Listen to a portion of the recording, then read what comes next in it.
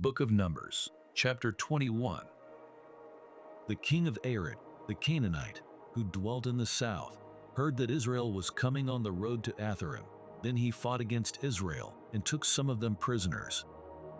So Israel made a vow to the Lord and said, "If you will indeed deliver this people into my hand, then I will utterly destroy their cities." And the Lord listened to the voice of Israel and delivered up the Canaanites, and they utterly destroyed them and their cities. So the name of that place was called Hormah.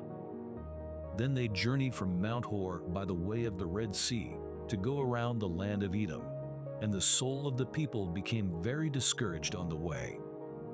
And the people spoke against God and against Moses. "Why have you brought us up out of Egypt to die in the wilderness? For there is no food and no water, and our soul loathes this worthless bread." So the Lord sent fiery serpents among the people, and they bit the people, and many of the people of Israel died. Therefore the people came to Moses and said, "We have sinned, for we have spoken against the Lord and against you. Pray to the Lord that he take away the serpents from us." So Moses prayed for the people.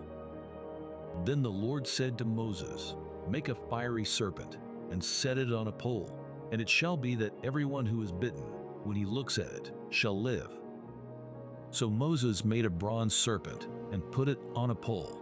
And so it was, if a serpent had bitten anyone, when he looked at the bronze serpent, he lived.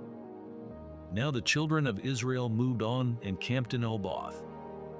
And they journeyed from Oboth and camped at Ijah-abarim, in the wilderness which is east of Moab, toward the sunrise. From there they moved and camped in the valley of Zered.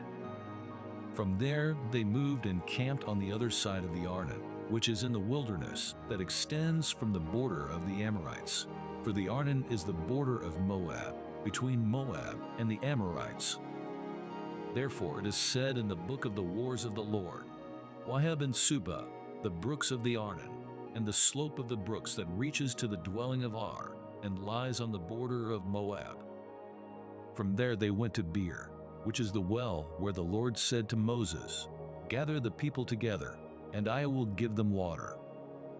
Then Israel sang this song, "Spring up, O well.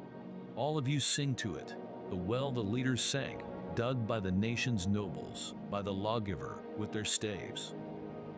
And from the wilderness they went to Mattanah, from Mattanah to Nahaliel, from Nahaliel to Bamoth, and from Bamoth, in the valley that is in the country of Moab, to the top of Pisgah, which looks down on the wasteland. Then Israel sent messengers to Sihon king of the Amorites, saying, "Let me pass through your land. We will not turn aside into fields or vineyards. We will not drink water from wells. We will go by the king's highway until we have passed through your territory." But Sihon would not allow Israel to pass through his territory.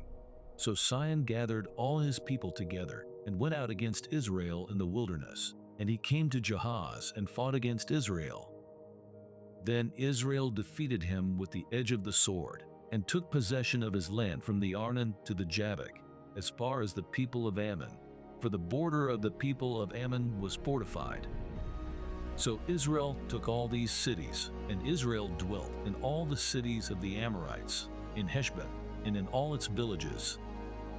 For Heshbon was the city of Sihon king of the Amorites, who had fought against the former king of Moab, and had taken all his land from his hand as far as the Arnon.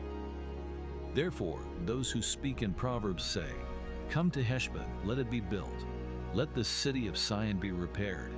For fire went out from Heshbon, a flame from the city of Sihon. It consumed Ar of Moab, the lords of the heights of the Arnon. Woe to you, Moab! You have perished, O people of Chemosh. He has given his sons as fugitives and his daughters into captivity to Sihon king of the Amorites. But we have shot at them. Heshbon has perished as far as Dibon. Then we laid waste as far as Nophah, which reaches to Medeba." Thus Israel dwelt in the land of the Amorites. Then Moses sent to spy out Jazer, and they took its villages and drove out the Amorites who were there. and they turned and went up by the way to Bashan. So Og king of Bashan went out against them, he and all his people, to battle at Edrei.